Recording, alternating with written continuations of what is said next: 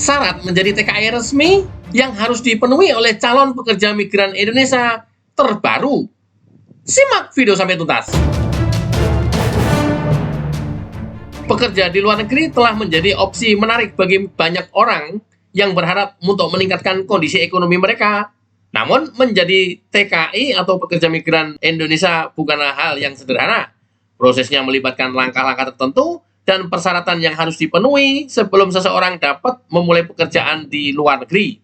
Bagi individu yang tertarik bekerja di luar negeri, terdapat dua jalur utama yang bisa dipilih, yaitu jalur pemerintah G2G atau jalur swasta P2P. Jika Anda menempuh jalur pemerintah atau G2G, calon TKI dapat mencari informasi dan mendaftar melalui situs resmi Badan Nasional Penempatan dan Perlindungan Tenaga Kerja Indonesia atau BNP2TKI di bnp2tki.co.id.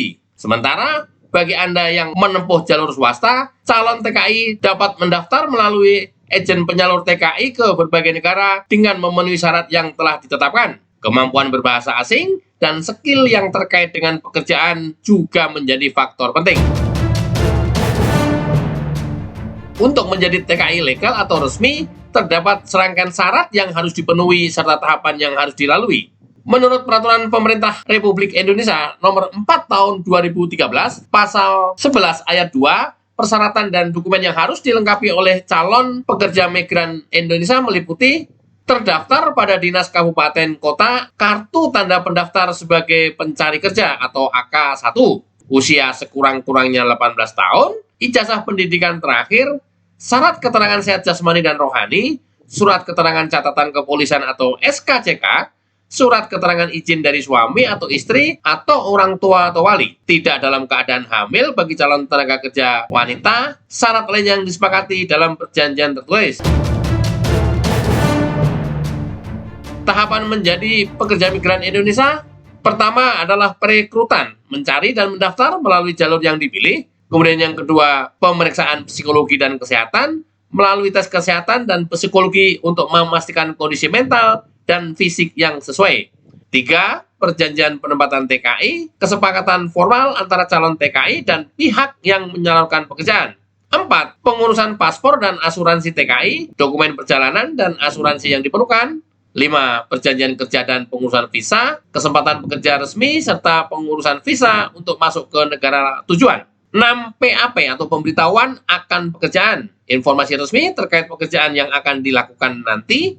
7. Penerbitan KTKLN atau Kartu Tenaga Kerja Luar Negeri, dokumen resmi sebagai TKI. Kemudian yang terakhir 8. Pemberangkatan, waktu pemberangkatan resmi ke negara tujuan yang sudah ditentukan sesuai jadwal. Proses seleksi melibatkan tahap administrasi dan teknis. Tahap administrasi mencakup pengecekan kelengkapan dan keabsahan dokumen, sementara tahap teknis melibatkan tes keterampilan atau kompetensi. Menjadi TKI legal atau resmi melalui jalur pemerintah atau swasta memerlukan persiapan yang matang serta pemenuhan syarat dan dokumen yang telah ditetapkan. Calon TKI perlu memahami prosedur dan tahapan yang harus dilalui serta mempersiapkan diri sebaik mungkin sebelum memutuskan untuk bekerja ke luar negeri. Informasi dikutip dari berbagai sumber. Hayo teman-teman, berangkat ke luar negeri secara resmi. Jangan sekali-kali menjadi TKI ilegal, karena resikonya jauh lebih besar dibanding manfaatnya. Bagaimana menurut Anda? Tuliskan di kolom komentar.